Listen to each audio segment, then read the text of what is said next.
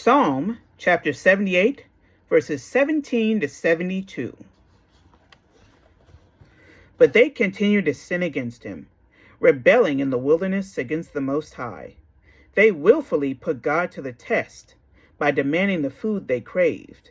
They spoke against God. They said, "Can God really spread a table in the wilderness?" True, he struck the rock and water gushed out. Streams flowed abundantly. But can he also give us bread? Can he supply meat for his people? When the Lord heard them, he was furious. His fire broke out against Jacob, and his wrath rose against Israel. For they did not believe in God or trust in his deliverance. Yet he gave a command to the skies above and opened the doors of the heavens. He rained down manna for the people to eat. He gave them the grains of heaven. Human beings ate the bread of angels. He sent them all the food they could eat, and by his power made the south wind blow. He rained meat down on them like dust, birds like sand on the seashore. He made them come down inside their camp, all around their tents. They ate till they were gorged. He had given them what they craved. But before they turned from what they craved, even while the food was still in their mouths, God's anger rose against them. He put to death the sturdiest among them, cutting down the young men of Israel. In spite of all this, they kept on sinning. In spite of his wonders, they did not believe. So he ended their days in futility, and their years in terror. Whenever God slew them, they would seek him. They eagerly turned to him again. They remembered that God was their rock, that God Most High was their Redeemer. But then they would flatter him with their mouths, lying to him with their tongues. Their hearts were not loyal to him. They were not faithful to his covenant. Yet he was merciful. He forgave their iniquities and did not destroy them. Time after time, he restrained his anger and did not stir up his full wrath. He remembered that they were but flesh, a passing breeze that does not return. How often they rebelled against him in the wilderness and grieved him in the wasteland. Again and again they put God to the test. They vexed the Holy One of Israel. They did not remember his power, the day he redeemed them from their oppressors, the day he displayed his signs in Egypt, his wonders in the region of Zoan. He turned their river into blood. They could not drink from their streams. He sent swarms of flies that devoured them, and frogs that devastated them. He gave their crops to the grasshoppers, their produce to the locusts. He destroyed their vines with hail, and their sycamore figs with sleet.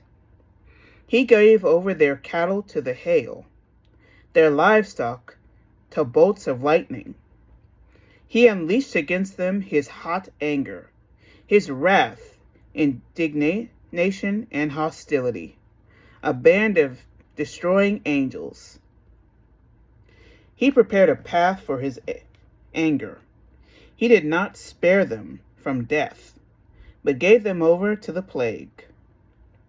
He struck down all the firstborn of Egypt, the firstfruits of manhood in the tents of Ham.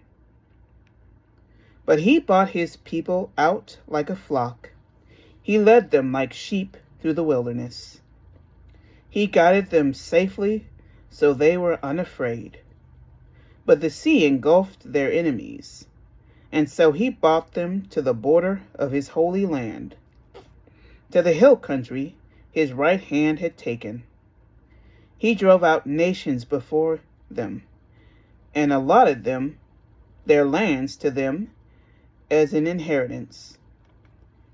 He settled the tribes of Israel in their homes. But they put God to the test and rebelled against the Most High. They did not keep his statutes. Like their ancestors, they were disloyal and faithless, as unreliable as a faulty bow. They angered him with their high places. They aroused his jealousy with their idols.